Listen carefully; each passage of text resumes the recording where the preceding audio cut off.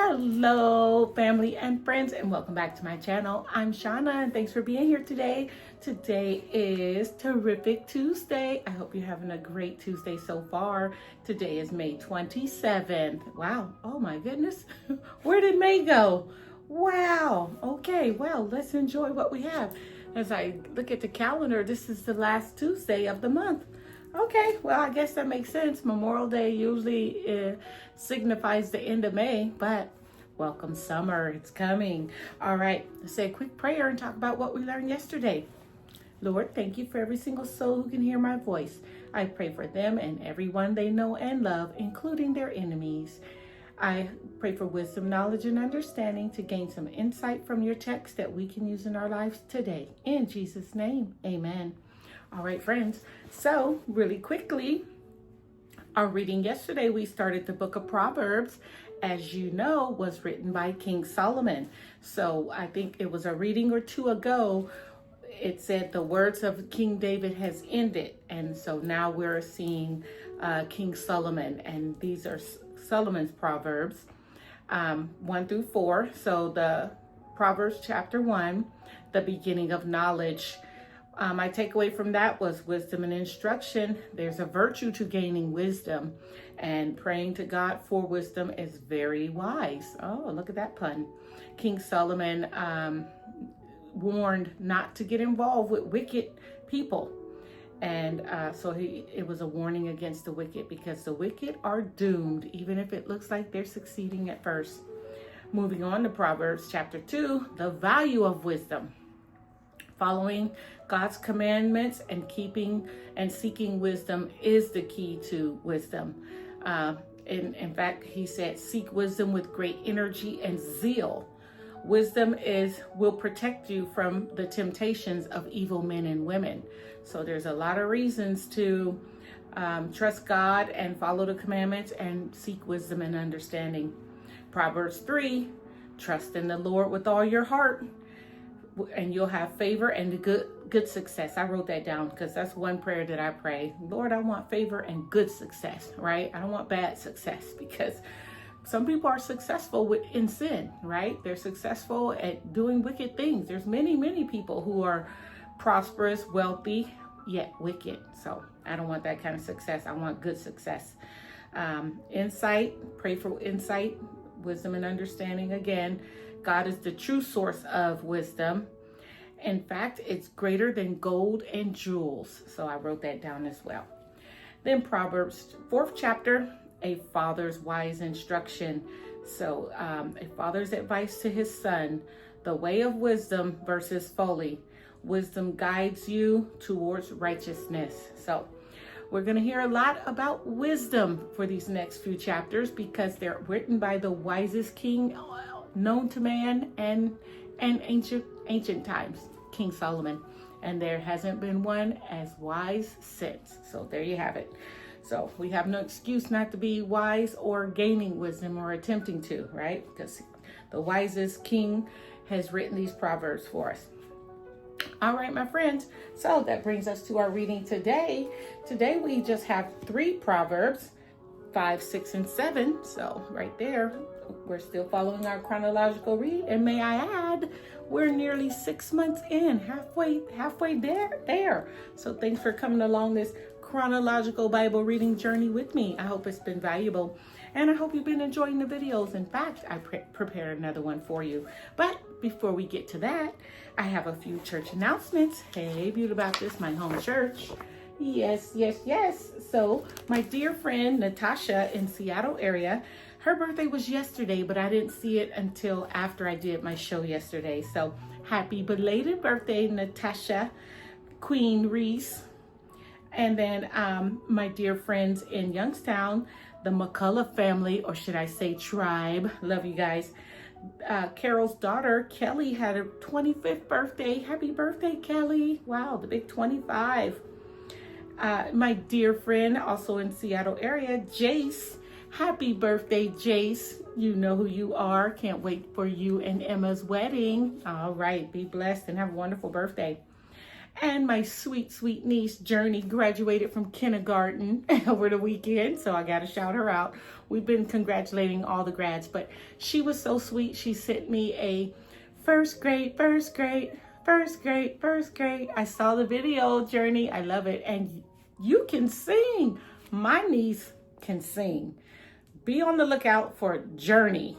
That's all she gonna need is her first name. She can sing, little kindergarten with a powerhouse voice. J Mar, Erica, y'all better get her on American Idol. All right, and my last birthday is my dear friend Linda, also in the Seattle area. Hey Linda, her son A-L. Does that stand for Al or Anthony or Antoine? What is the A-L all about? Happy birthday, A-L, right? My dear friend Linda's son. All right, friends, let me not hold you hostage any longer. I prepared a great video for you for chapters 5, 6, and 7. I hope you enjoy them, and God willing, come back tomorrow. All right, be blessed. Bye. Proverbs chapter 5. My son, be attentive to my wisdom. Incline your ear to my understanding, that you may keep discretion, and your lips may guard knowledge. For the lips of a forbidden woman drip honey, and her speech is smoother than oil. But in the end, she is bitter as wormwood, sharp as a two-edged sword. Her feet go down to death. Her steps follow the path of Sheol. She does not ponder the path of life. Her ways wander, and she does not know it. And now, O sons, listen to me, and do not depart from the words of my mouth. Keep your way far from her, and do not go near the door of her house, lest you give your honor to others and your years to the merciless, lest strangers take their fill of your strength, and your labors go to the house of a foreigner. And at the end of your life you groan, when your flesh and body are consumed, and you say, how I hated discipline, and my heart despised reproof. I did not listen to the voice of my teachers, or incline my ear to my instructors. I am at the brink of utter ruin in the assembled congregation. Drink water from your own cistern, flowing water from your own well. Should your springs be scattered abroad, streams of water in the streets, let them be for yourself alone, and not for strangers with you. Let your fountain be blessed, and rejoice in the wife of your youth, a lovely deer, a graceful doe. Let her breast fill you at all times with delight. Be intoxicated always in her love. Why should you be intoxicated, my son, with a forbidden woman, and embrace the bosom of an adulteress? For a man's ways are before the eyes of the Lord, and he ponders all his paths. The iniquities of the wicked ensnare him, and he is held fast in the cords of his sin. He dies for lack of discipline, and because of his great folly, he is led astray. 6. My son, if you have put up security for your neighbor, have given your pledge for a stranger, if you are snared in the words of your mouth, caught in the words of your mouth, then do this, my son, and save yourself. For you have come into the hand of your neighbor. Go, hasten, and plead urgently with your neighbor.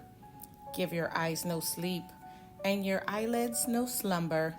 Save yourself like a gazelle from the hand of the hunter, like a bird from the hand of the fowler. Go to the ant, O sluggard, consider her ways and be wise. Without having any chief, officer, or ruler, she prepares her bread in summer and gathers her food in harvest. How long will you lie there, O sluggard? When will you arise from your sleep? a little sleep, a little slumber, a little folding of the hands to rest, and poverty will come upon you like a robber, and want like an armed man. A worthless person, a wicked man, goes about with crooked speech, winks with his eyes, signals with his feet, points with his finger.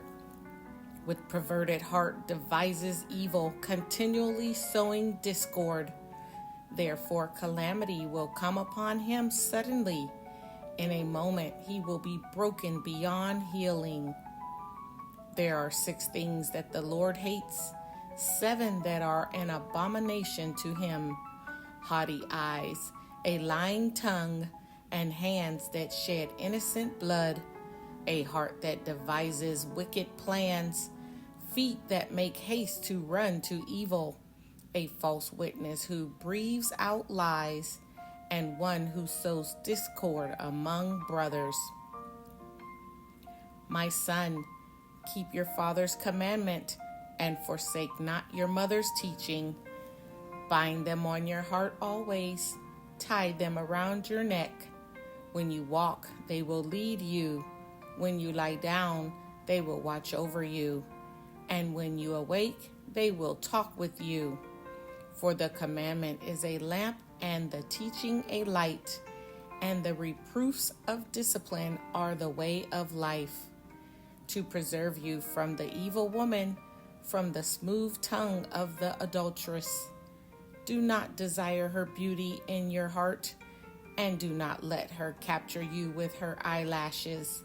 For the price of a prostitute is only a loaf of bread, but a married woman hunts down a precious life. Can a man carry fire next to his chest and his clothes not be burned? Or can one walk on hot coals and his feet not be scorched? So is he who goes into his neighbor's wife. None who touches her will go unpunished. People do not despise a thief if he steals to satisfy his appetite when he is hungry.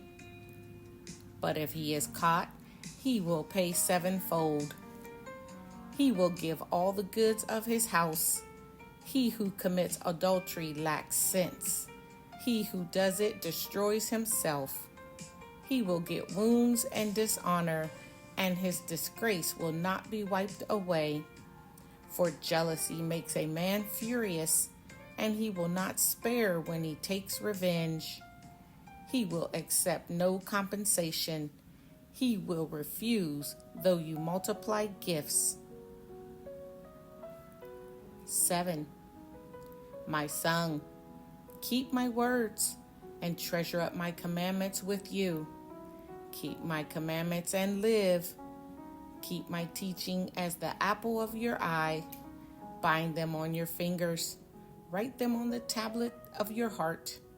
Say to wisdom, you are my sister, and call insight your intimate friend, to keep you from the forbidden woman, from the adulteress with her smooth words.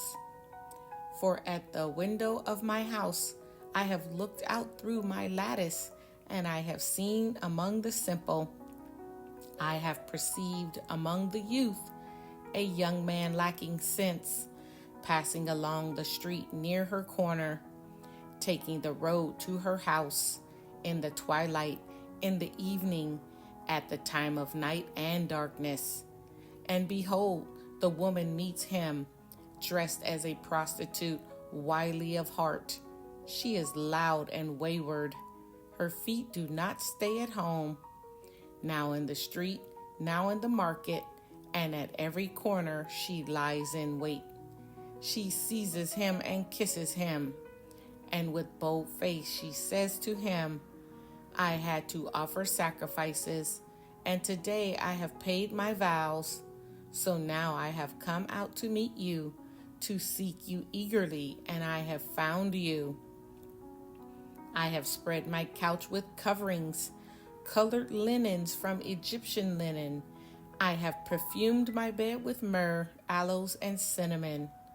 Come, let us take our fill of love till morning. Let us delight ourselves with love, For my husband is not at home. He has gone on a long journey. He took a bag of money with him. At full moon he will come home. With much seductive speech she persuades him. With her smooth talk she compels him. All at once he follows her, as an ox goes to the slaughter, or as a stag is caught fast, till an arrow pierces its liver. As a bird rushes into a snare, he does not know that it will cost him his life. And now, O sons, listen to me and be attentive to the words of my mouth. Let not your heart turn aside to her ways. Do not stray into her paths. For many a victim has she laid low, and all her slain are a mighty throng. Her house is the way to Sheol, going down to the chambers of death.